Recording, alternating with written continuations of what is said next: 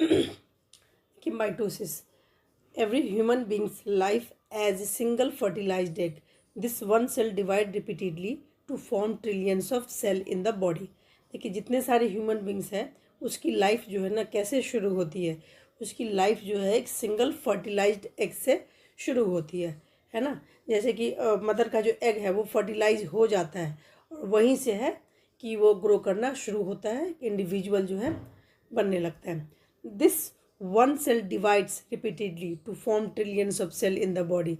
और क्या होता है कि वही सेल जो है डिवाइड हो के, ठीक है, वो ट्रिलियंस ऑफ सेल जो है बॉडी में बनने लगते हैं। The cells increase in number through mitosis. और सेल जब नंबर में इंक्रीज होते हैं तो किस सेल डिवीजन प्रोसेस से होता है?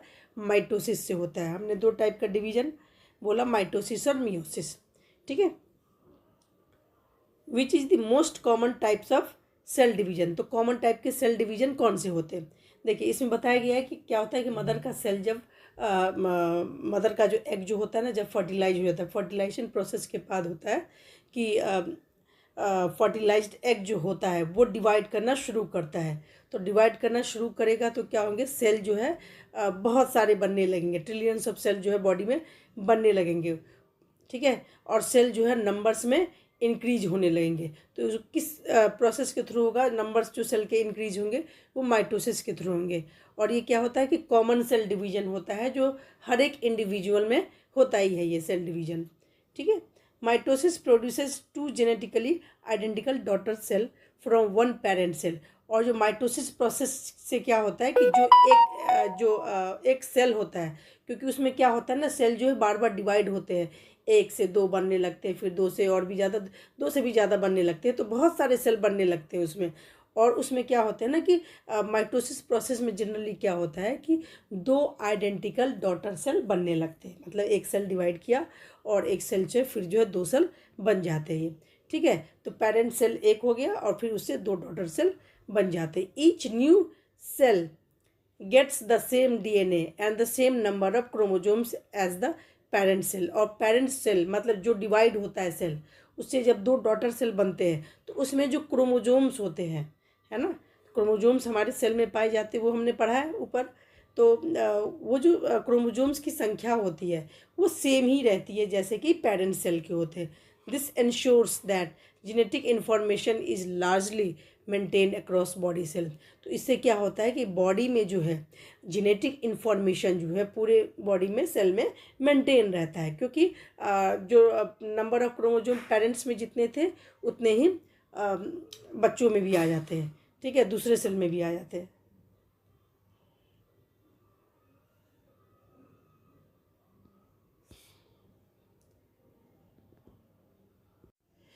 तो इसमें क्या बताया गया है कि माइटोसिस जो है दो genetically identical daughter cell create करते हैं, ठीक है। उसके बाद देखिए इस पिक्चर में आपको बताया गया है कि जैसे एक पेरेंट सेल है, ठीक है। पेरेंट सेल क्या होते हैं कि अगर ये डिवाइड होते हैं, इसमें डिवीजन प्रोसेस स्टार्ट होता है, सेल डिवीजन स्टार्ट होता है, तो क्या हो जाता है कि इसमें दो डॉटर सेल जो आइडेंटिकल, इसमें देखिए क्रोमोजोम जितने सारे इसमें भी उतने ही क्रोमोजोम है ना। तो ये दो आइडेंटिकल डॉटर सेल बनते हैं जिसमें क्रोमोजोम्स की संख्या सेम रहती है, ठीक है। Meiosis, meiosis is a type of cell division that produces gametes and occurs only in the cell of the reproductive organs. Meiosis क्या है? एक सेल डिवीजन है जिसमें गैमिट्स प्रोड्यूस होते हैं, ठीक है। और ये कहाँ पे होते हैं ये गैमिट्स? ये जो हमारे सेल के जो रिप्रोडक्टिव ऑर्गन्स हैं वहाँ पे ये गैमिट्स प्रोड्यूस होते हैं और वहाँ पे जो मियोसिस प्रोसेस होता है, ठीक है, ठीक है। इसका मतलब gametes produce for the sexual reproduction create variation and diversity among the living organism. और जब गैमेट्स प्रोड्यूस होते हैं, ठीक है, सेक्सुअल रिप्रोडक्शन के लिए create variations and diversity among the living organism. और उसमें सेक्सुअल रिप्रोडक्शन के थ्रू क्या होता है, जब ये मियोसिस प्रोसेस होता है तो उसमें क्या होते हैं कि उसमें जो क्रोमोजोम्स होते हैं, क्रोमोजोम्स हम देखेंगे कि उसके नंबर्स जो हैं वो आधे हो जाते हैं, ठीक है, नंबर्स आधे हो जाते हैं। तो जेनेटिक मटेरियल भी क्या होते हैं, जेनेटिक मटेरियल जो है उसी अकॉर्डिंग पेरेंट्स से बच्चों में आते हैं, ठीक है। Therefore children resemble their parents but are not exactly the same. तो मियोसिस प्रोसेस के थ्रू जो कि मियोसिस प्रोसेस कहाँ होगा, रिप्रोडक्टिव सेल में होगा।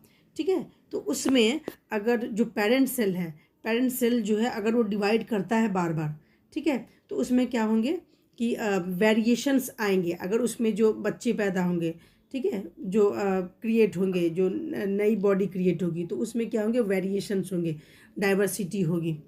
ठीक है, तो उसमें जो बच्चे होते हैं जनरली वो पेरेंट्स से मैच तो करते हैं बट हूबहू नहीं मिलते हैं मियोसिस प्रोसेस में। जबकि माइटोसिस में क्या होता है कि क्रोमोसोम्स जो होते हैं वो टोटली जो है वो पेरेंट्स से बच्चों में आते हैं, तो इसलिए क्या होता है कि वो बिल्कुल आइडेंटिकल फोटोकॉपी होते हैं माइटोसिस प्रोसेस में जो होता है।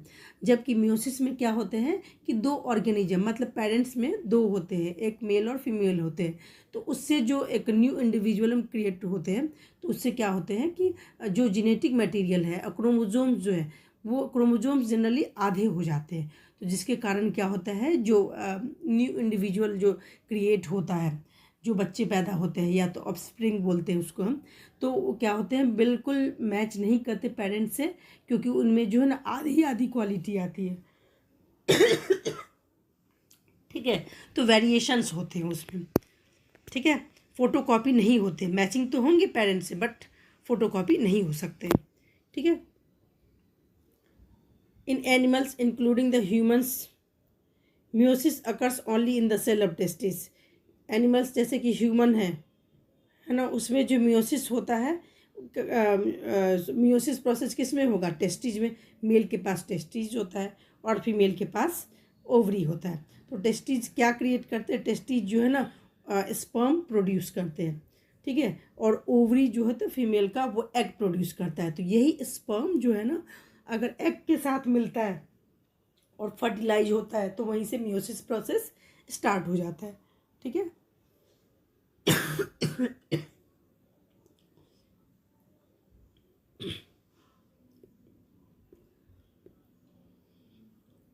ठीक है, अब हम प्लांट की बात करें तो मियोसिस प्रोसेस जो है ना एंथर में होता है। एंथर क्या है, मेल पार्ट्स होते हैं, उनके जो मेल रिप्रोडक्टिव ऑर्गन होते हैं। तो ये एंथर क्या बनाते हैं, पॉलन ग्रेन बनाते हैं। ठीक है, ये पॉलन ग्रेन जो है जिसको हम लेटर जो है उसको हम स्पर्म सेल बोलते हैं। और ओवरी, ओवरी क्या है, फीमेल का पार्ट है। तो ये क्या करते हैं, फीमेल पार्ट क्या करती है, एग बनाती है। ठीक है, एग सेल बनाते हैं। तो मियोसिस में क्या होता है, parent cell divide twice one after the other to form 4 daughter cell. इसमें क्या होता है कि अगर इसमें पेरेंट सेल अगर डिवाइड होते हैं मियोसिस प्रोसेस के थ्रू, तो क्या होते हैं कि इसमें 4 डॉटर सेल क्रिएट होते हैं। हमने माइटोसिस में पढ़ा था, उसमें 2 डॉटर सेल क्रिएट होते हैं जिसमें क्रोमोसोम सेम होते हैं। ठीक है, और इसमें 4 डॉटर सेल क्रिएट होते हैं। ठीक है, during the first division the cells divide into 2 daughter cells and the number of chromosomes in the each daughter cell is reduce to half. और इसमें क्या होते हैं कि जो डॉटर सेल होते हैं और जो क्रोमोसोम्स होते हैं इस डॉटर सेल में, वो उसमें जो क्रोमोसोम्स जो है आधे हो जाते हैं डॉटर सेल में पेरेंट से। The second division is similar to mitosis. तो ये मियोसिस प्रोसेस 2 स्टेप में होता है। एक तो होता है माइटोसिस 1 जो होता है, सॉरी मियोसिस स्टेज का 1 होता है, और दूसरा स्टेज जो है वो माइटोसिस की ही तरह होता है उसमें। ठीक है, ठीक है, इसमें माइटोसिस में फिर क्या होता है, ईच डॉटर सेल, मियोसिस में फर्स्ट स्टेज में क्या हुआ था, 4 डॉटर सेल क्रिएट हुए थे। ठीक है, और सभी डॉटर सेल जो होते हैं ना वो डिवाइड होके 2 क्रिएट करते हैं।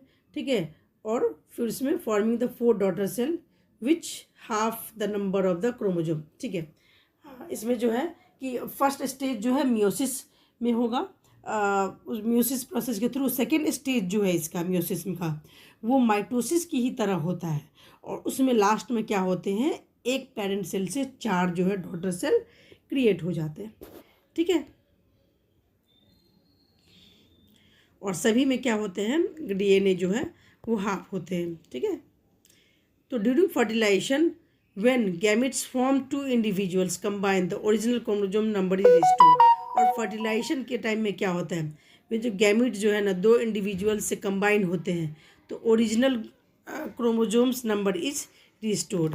तो उसमें क्या होते हैं कि फिर जब फर्टिलाइजेशन के टाइम में क्या होते हैं, जो ओरिजिनल क्रोमोजोम्स जो होते हैं वापस से रिस्टोर होते हैं। मतलब जो पहले जो क्रोमोजोम्स के नंबर थे, तो फर्टिलाइजेशन के टाइम में जब दो इंडिविजुअल्स क्रिएट होते हैं, दो इंडिविजुअल्स जो है आपस में जो है कंबाइन होते हैं, तो क्या होते हैं, जो ओरिजिनल क्रोमोजोम जो है वो फिर से वापस हो जाता है। मतलब नंबर ऑफ क्रोमोजोम्स जो है पहले जितना था उतना ही हो जाता है।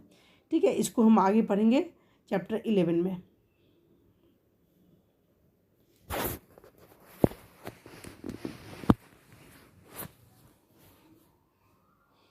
Arun Kumar Sharma was a famous Indian scientist known for his work on the chromosome। Arun Kumar Sharma जो थे एक फेमस साइंटिस्ट थे जिन्होंने क्रोमोजोम पे काम किया था। As a botanist he is known for his work in the area of plant taxonomy. Botanist क्या होते हैं, जो प्लांट से रिलेटेड चीज़ों का जो है स्टडी करते हैं।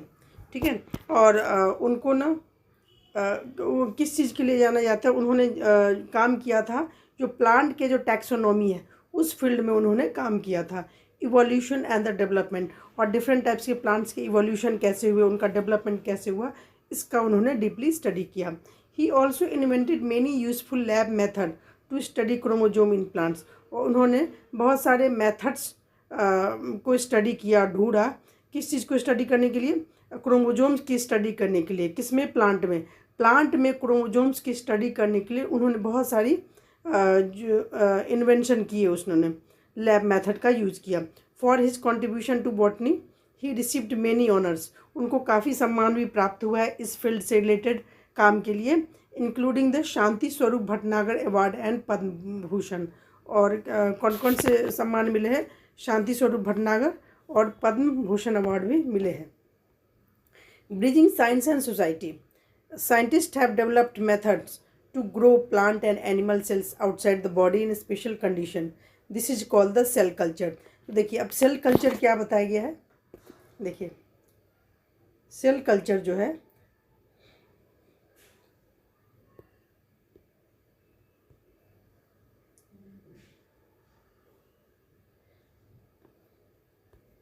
देखिए सेल कल्चर, इसमें सेल कल्चर के बारे में बताया गया। ये जो सेल कल्चर है, सेल कल्चर क्या है कि साइंटिस्ट ने कुछ मेथड्स को डेवलप किया है।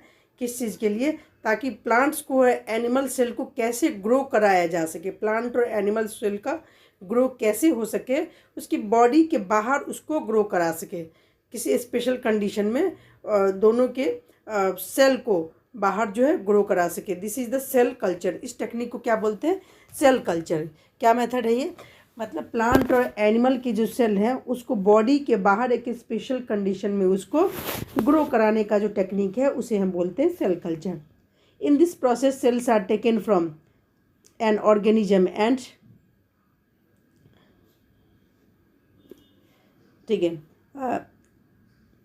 In this process cells are taken from organism and placed in a nutrient rich medium.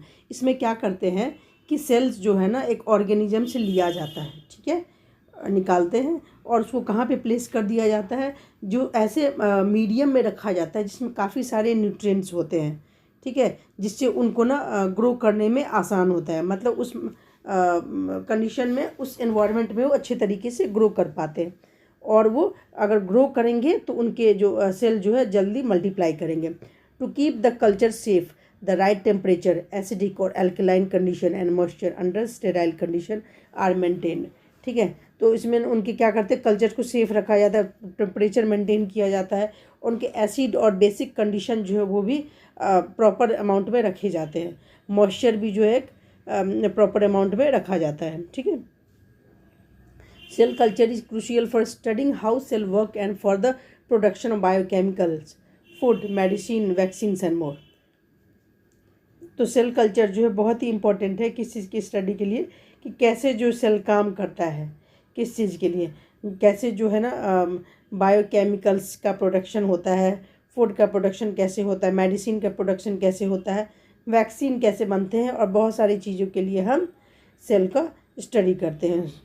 ठीक है, तब जो है हमें पता चलता है कि सेल का जो है सेल एक्चुअली काम करता कैसे है। ठीक है,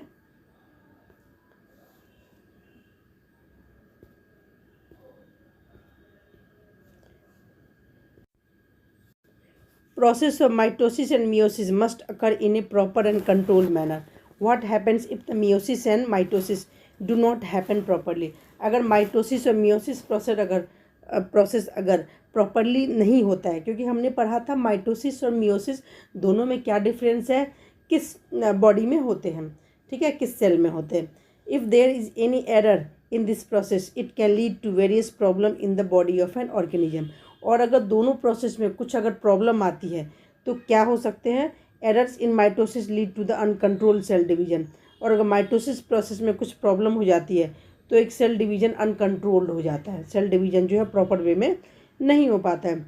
this can lead to the formation of tumours and abnormal number of chromosomes in the body cell. तो ये एबनॉर्मल जो सेल डिवीजन होते हैं अनकंट्रोल्ड वे में, इसी के कारण जो ट्यूमर्स वगैरह जो फॉर्म होते हैं, एबनॉर्मल्स नंबर्स ऑफ क्रोमोजोम्स भी क्या होते हैं, उनके जो एबनॉर्मल्स हो जाते हैं बॉडी सेल में. तो इसके कारण क्या होता है, बहुत सारी प्रॉब्लम्स क्रिएट होती है बॉडी में. एरर्स इन मियोसिस में रिजल्ट इन जेनेटिक डिजॉर्डर. अगर मियोसिस प्रोसेस में अगर कुछ ना कुछ अनकंट्रोल होता है तो क्या होता है, इससे जेनेटिक डिसऑर्डर हो जाते हैं. जनरली अगर प्रॉपर वे में होता है तो क्या होता है, मियोसिस में 1 से 4 डॉटर सेल बनते हैं, क्रोमोजोम्स हाफ होते हैं.